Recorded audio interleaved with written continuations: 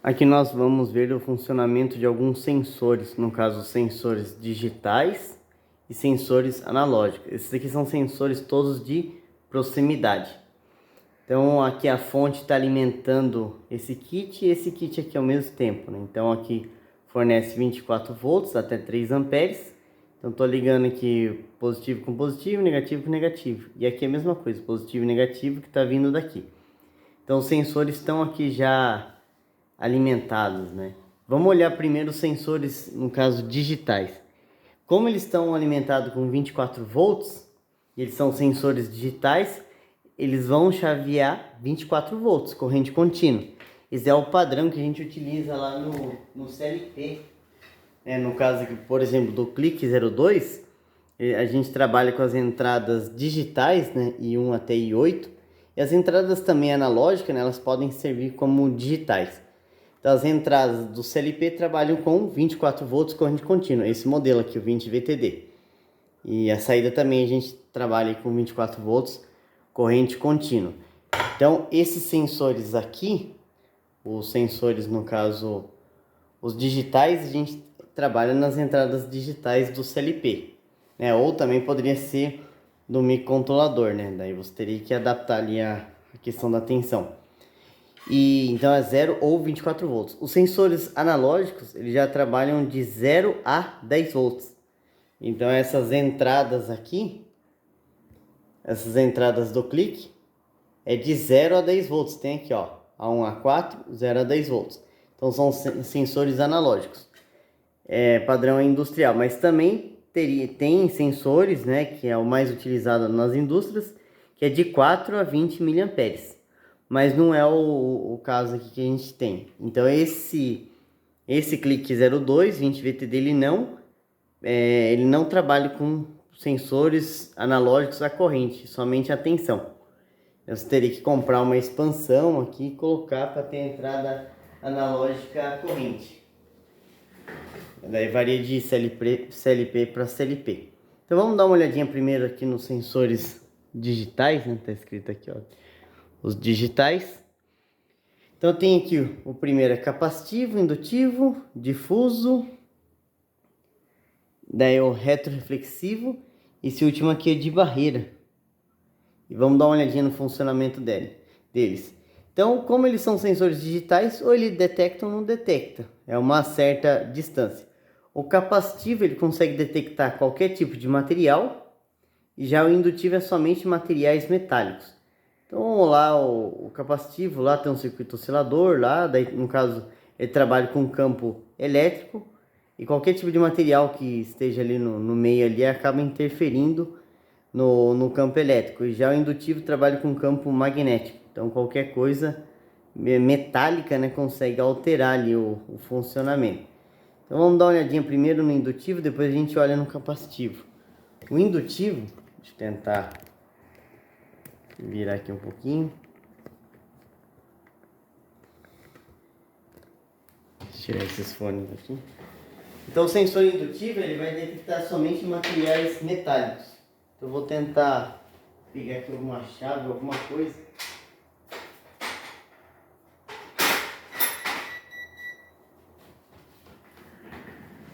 Então esse sensor, a gente consegue saber se ele está atuando ou não, que ele tem um LED aqui atrás aqui. A gente vai medir a saída dele também, já com voltímetro, DC, mas por enquanto vamos dar uma olhadinha aqui.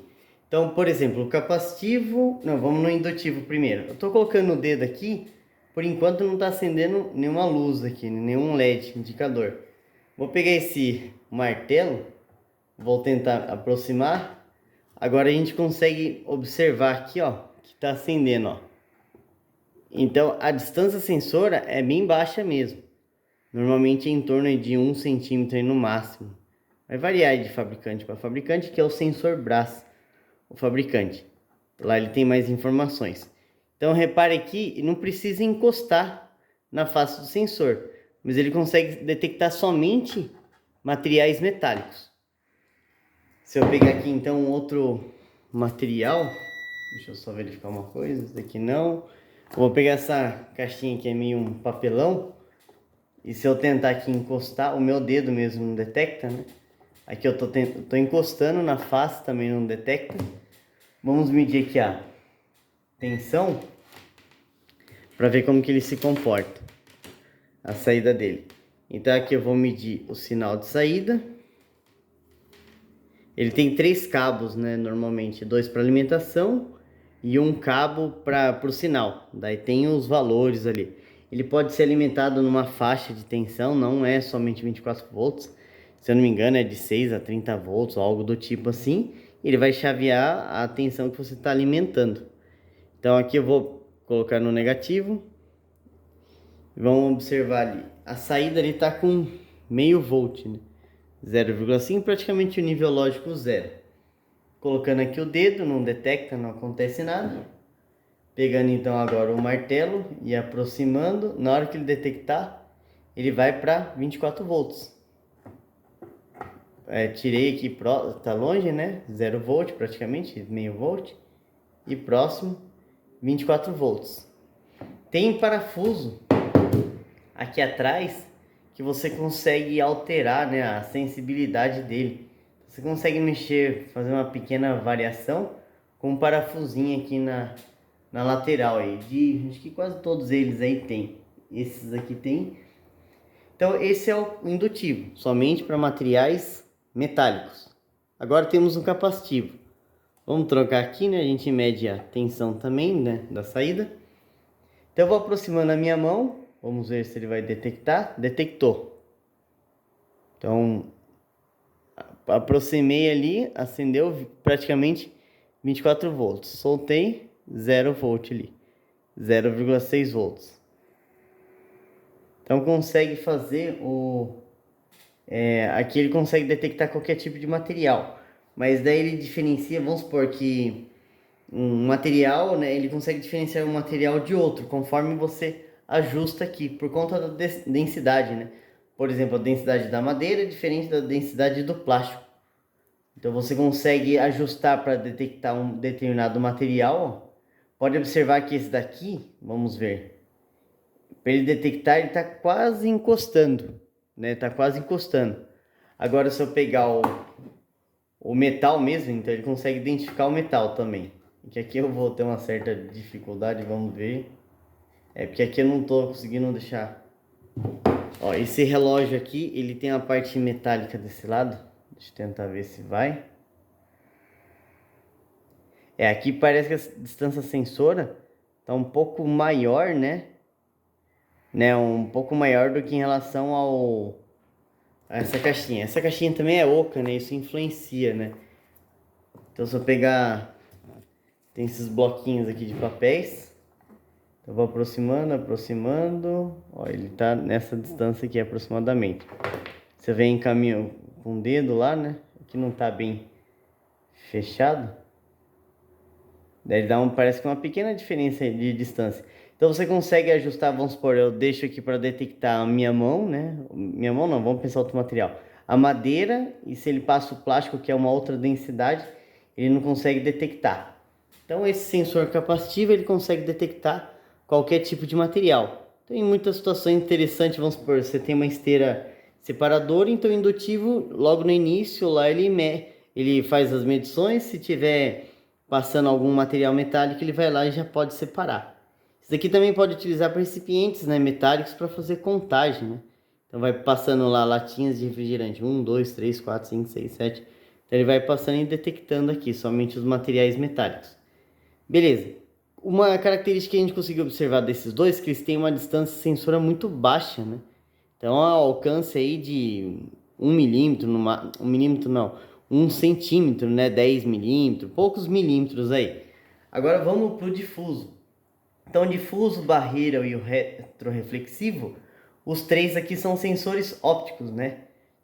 No caso ali, infravermelho. Então, o sensor de presença também, né? Eles conseguem detectar ou não, só que é uma distância maior. E daí, muitas vezes você tem, por exemplo, se o material ele é brilhante ali, ele detecta melhor do que um material que é fosco, opaco ali. Então todos eles têm vantagens e desvantagens. Ele não consegue, dependendo da situação, pode ser que se colocar um material transparente ele não consiga detectar. né, dependendo do tipo de sensor. Então, esse daqui é o difuso, então ele tem um emissor e o receptor nele mesmo. Então, podem observar aqui, quando eu aproximo a mão, ó, aqui já detectou. Então, a distância sensor aí bem maior, ó. Tá mais longe, mais próximo aqui, ó. Então, a distância sensor é bem maior. Então, esse daqui, ele... Será que eu tenho algum material aqui transparente? Acho que eu não vou ter. Ele tá conseguindo detectar aqui, né? Esse daqui é opaco também. Então, querendo ou não, tudo acaba refletindo um pouco, né? Mesmo que ele seja opaco. Então, vai acabar influenciando na distância, né? Sensor. Então, o sensor óptico, ele tem a característica de conseguir você detectar distâncias maiores aí. Então, esse daqui é o retroreflexivo. Então, ele tem emissor e receptor. E ele depende do material ali, né? Se for opaco ou brilhante, pode dar diferença ali, dependendo da distância, ele não consiga detectar. E daí vocês podem observar 0 ou 24 volts, né? Também, sensor digital. Então, isso aqui é a mesma coisa se estivesse pressionando um botão, só que o sensor que está fazendo essa função. Esse outro aqui é de barreira. Repare que tem um LED aqui, outro LED ali. Vamos medir aqui. Ele está em 0. Se a gente interromper o feixe, ó, interrompi. Repare que o da direita, o receptor apagou, ó. Quando ele está aceso, 0 volt. Quando ele apagou, 24 volts, ou seja, está acionado. Então, esse tipo de sensor aqui é daquelas cortinas de luz, né, para as máquinas, prensa ali, alguém foi lá, invadiu a região com a mão, a máquina vai lá e para, desliga, né? Ou uma célula robótica, por exemplo. Então, esse daqui é a característica que o emissor e receptor estão separados, né? Ele tem aqui um diodo, um LED, né, infravermelho, e tem um fotodiodo, né? Então, um diodo que a sua base é acionada por luz, né? A base desse fotodiodo não, fototransistor. Então, tem um fototransistor que a base dele é acionado por luz, né? No caso, luz infravermelho. Então, aqui, ó, já consegue observar. Detectou 24 volts, não detectou 0 volt. E tem o retroreflexivo. Uma característica, né, que tem uma distância também considerável, né? Tanto é que de máquinas lá normalmente é mais de 1 metro, tem distâncias bem maiores, né? Aqui é só um exemplo mesmo. Esse outro aqui, o retroreflexivo, ele tem um emissor e receptor também, mas ele depende de ter um espelho, alguma coisa. Então, se eu colocar minha mão ali, ele não vai, né? Então, eu vou colocar esse CD. Quando eu coloco o CD, dá para observar que fica aceso.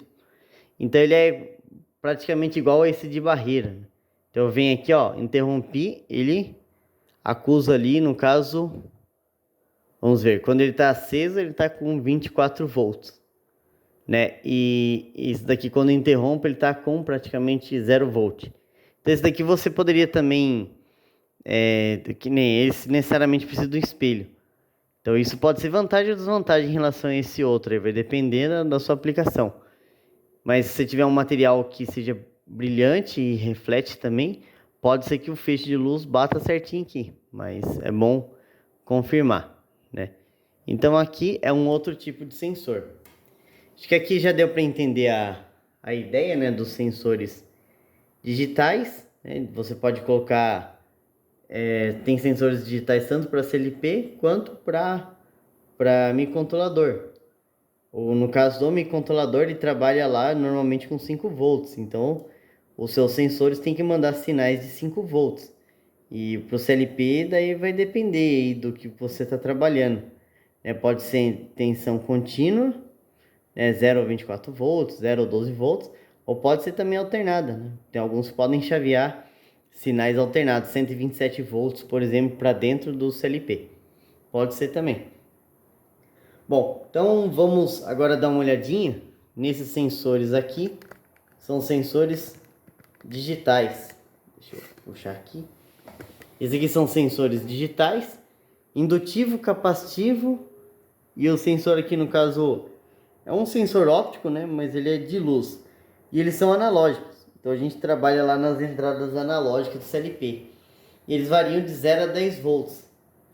Então ele não é só 0 ou 24 volts. Aqui, por exemplo, material metálico vai fazer variar de 0 a 10 volts, capacitivo também de 0 a 10 volts. Na verdade aqui na medição tá dando 0 a 5 para o capacitivo e indutivo de 0 a 10 volts. E aqui esse daqui vai variar conforme a cor, né, da luz. Ele vai acusar uma tensão maior aqui, de acordo com o sistema lá RGB, né, Red, Green, Blue, né. Então vamos ver aqui. No caso, então, vamos olhar primeiro para o indutivo. Eu vou até trocar aqui, né? Aliás, acho que eu vou desligar aqui. Vamos medir, tem esse voltímetro aqui do lado, fica mais fácil para a gente conseguir visualizar. Ele vai de 0 a 10 volts. Então, eu vou pegar esse amarelo aqui, eu vou colocar no sinal do indutivo. E o preto para ser o comum, né? Preto é o comum. Bom, a gente tá vendo ali, não tá acontecendo nada, né? Ele tá praticamente ali 0 volt, né? 0, 2, 4, 6, 8, 10. Então eu vou aproximando a minha mão, ele vai aqui, né? Ele, apesar, né, de eu não ser metálico, né? Ele tá variando aqui. Mas vamos pegar outros materiais aqui. E, por exemplo, esse material, tô aproximando, ele é não metálico. Ele não detecta. Vou pegar essa espátula aqui, colocar ali também, ó, ele não detecta. Agora, se eu já começar a ir pro metal, né, vou com o martelo aqui de novo, vou aproximando ali da face. Conforme vai aproximando, ó, o valor vai aumentando, ali, ó, até chegar no valor máximo.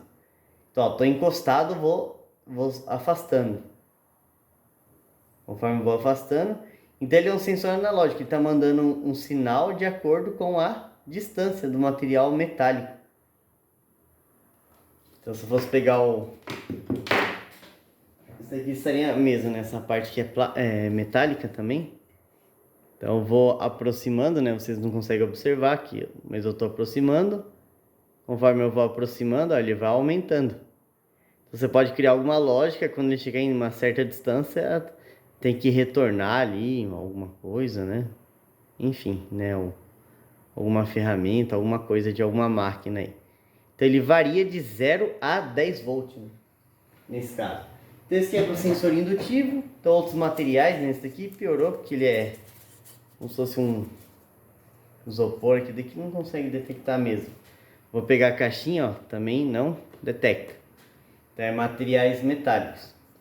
Aqui não sei porquê, né? Mas a minha mão ele detecta. E eu não sou homem de ferro, né? Então, se eu fosse tudo bem, né? Mas não é o caso. Tá. De qualquer forma, ele tá detectando aqui. Esse outro aqui, quando era o digital, ele não detectava. Mas vamos ver o capacitivo. O capacitivo é o seguinte, ele vai estar aqui com 0 a 5 volts. Deixa eu tentar. Uma coisa curiosa que no multímetro, no voltímetro aqui dá de 0 a 10 volts e no galvanômetro tá dando a metade da tensão. Bom, então aqui é o contrário, né? Ele tá acusando ali praticamente 5 volts e conforme eu for aproximando, ó, por exemplo, minha mão, ó, ele já vai diminuindo, ó, diminuindo, sem encostar ele zera. Eu vou afastando. Então, minha mão não é metálica, né? Mas se eu pegar um objeto metálico também, ó, ele consegue detectar.